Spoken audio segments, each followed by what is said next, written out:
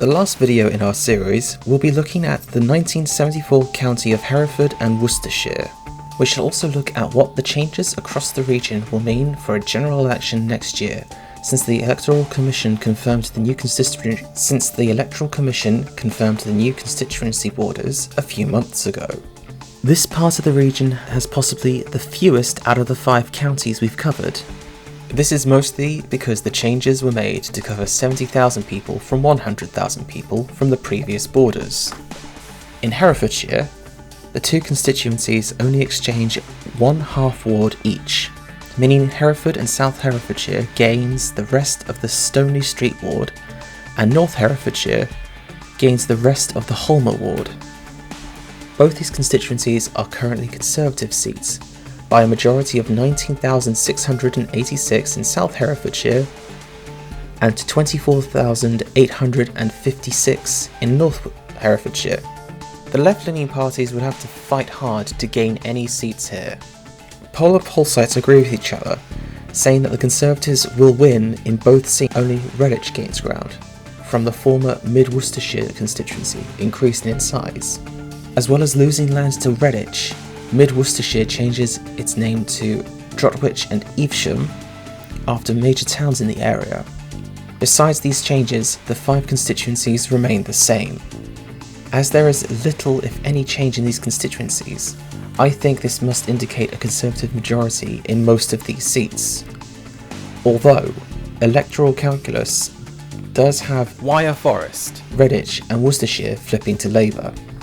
Considering this and other factors, here's how the region could look.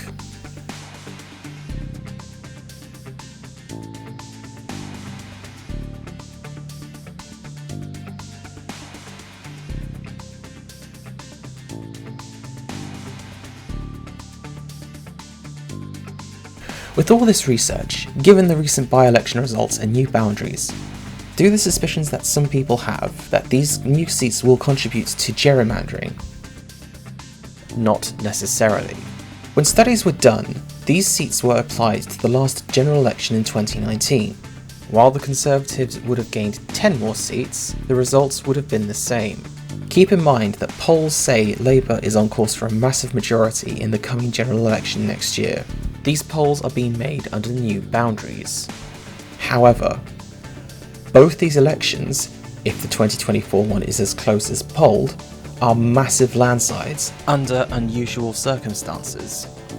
With Brexit being the main voting issue in 2019 and the problems caused by 13 years of Conservative rule, which I imagine will be the big issue in 2024, I feel like these 2 elections are the wrong elections to apply these new boundaries to.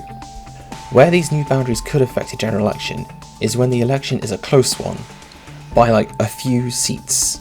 Think the 2015 election rather than the 2019 election. Depending on the effectiveness of the next government, I have a feeling we'll see the effects of these redrawn boundaries in 2029, should the next government make it to full term and not call a snap election. With that, this is what our region could look like according to my predictions.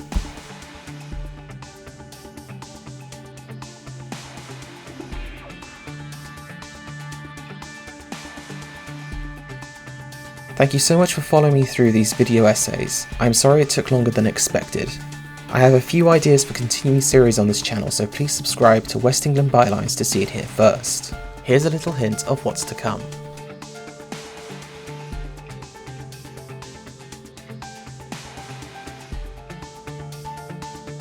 I hope you enjoyed How West England Will Change series.